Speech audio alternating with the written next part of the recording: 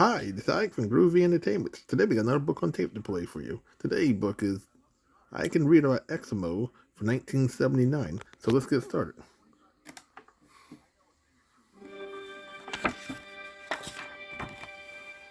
I can read about Eskimos. Far, far away in a region known as the Arctic, the cold wind blows and the snow covers the ground most of the year.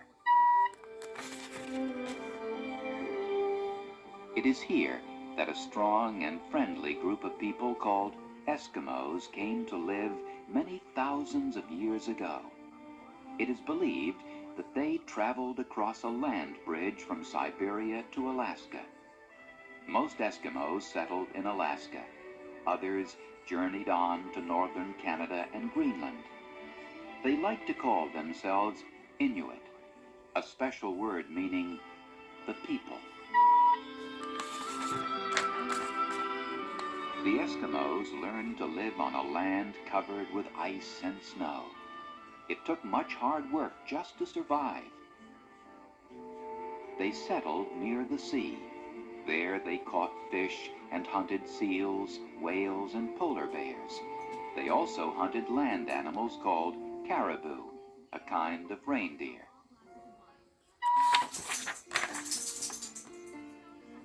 This is a tale of long ago.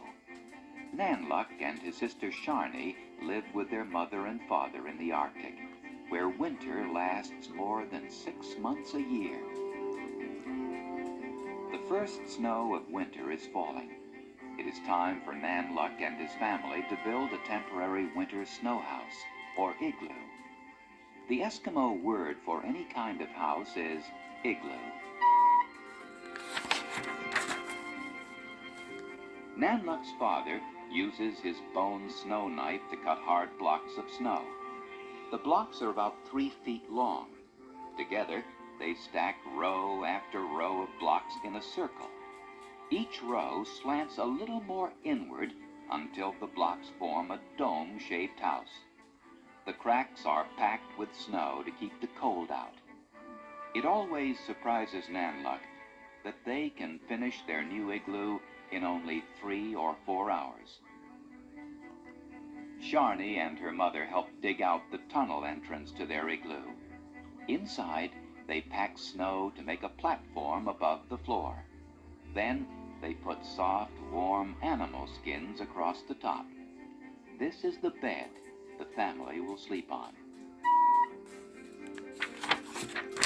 Then they hang their soapstone pots on the walls and set aside a storage space for meats and family belongings. Tonight, Nanluck and his father must get lots of rest. Tomorrow, they will leave to go hunting. The hunt for food is very important. They must go early in the winter when there is enough daylight. For several weeks in winter, the sun does not rise at all.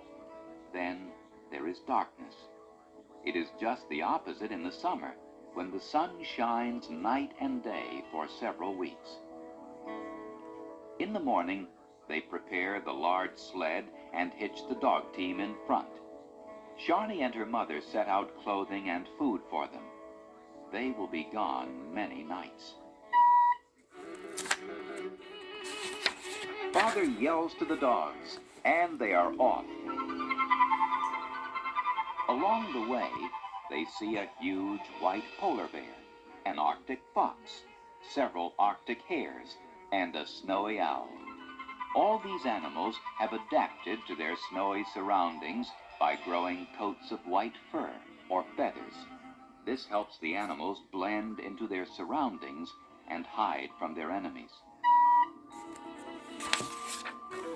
The sled heads toward the sea. It is here that they will hunt for seals and fish. The ice is very thick, but they know just what to do. A seal is under the ice. Seals make breathing holes in the ice. Nanluck and his father wait by these holes to listen and watch. they must be very patient.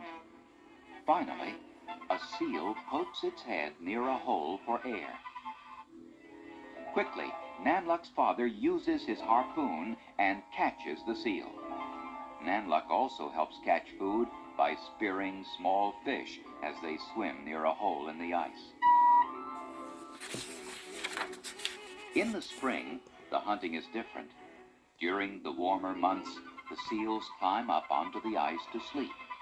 Then, Nanluck's father must sneak up on them very quietly. After many days, they have caught enough food to last most of the winter. Now they start homeward again. Sharni and her mother make great use of the seals. They scrape off the thick skins. Sometimes they chew them to soften them. The skins will be used for clothing and blankets, hand-sewn parkas, even warm boots. The blubber, or fat, is used to make oil for lamps. No part of the animal is wasted. Tonight, there will be a feast. There will be raw seal meat, hot seal soup, and plenty of tea. How good it will be.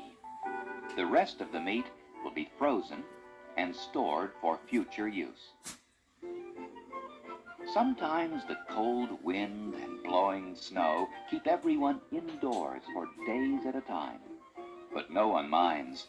Everyone takes great joy in being together as a family. The children play games and tell stories. They have happy times in their snug home.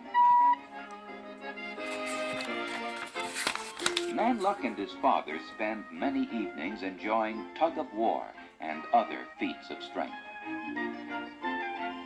Sharni and her mother decorate clothing with beads and fur, or make special toys out of bone. The days and long winter nights pass quickly. Nanluck and Sharni wait for the arrival of spring and summer. The warmer weather will not last very long. They must make the most of every moment. Summer means that Nanluck and his family will be leaving the snow house and moving into a land tent. The tent is made of deer skins and seal skins saved from the year before. The snow melts. The sun shines brightly. Soon, there are colorful wild flowers, mosses, and shrubs, even a few small trees. Now the children spend all their time outdoors. Sharni loves to gather the beautiful flowers and bring them home. The days become longer and longer. For a few weeks, the sun does not set at all. This is why the Arctic is sometimes called the land of the midnight sun. During the summer, Nanluck and his father go hunting for caribou. They hunt with spears or with bows and arrows.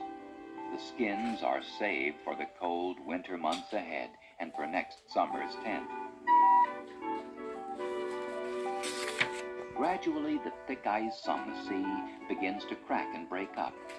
Nanluck's father is building a boat that looks like a canoe. It is called a kayak. It is made with a wooden frame and covered with deer skin or seal skin. Kayaks are big enough to carry only one or two people, but they are an important method of transportation. When they go hunting for whales or walruses in the sea, Nanluck and his father use a larger open boat called an umiak. Umiaks hold up to 12 people. They are also used on long journeys, and this is the beginning of a long journey to the sea.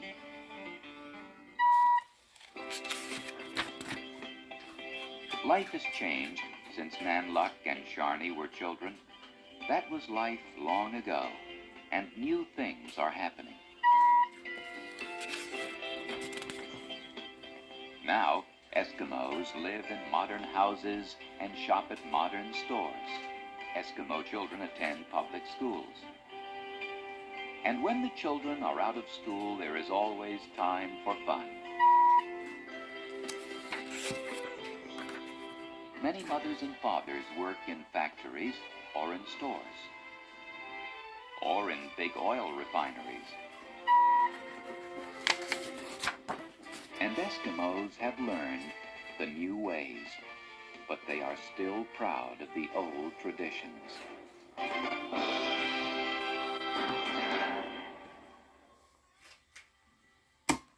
So that was I Can Read About Eskimo from 1979. So if you'd like to subscribe, share, and comment, and have a great every day. Our next book will be Herself the Elf, The Surprise Party.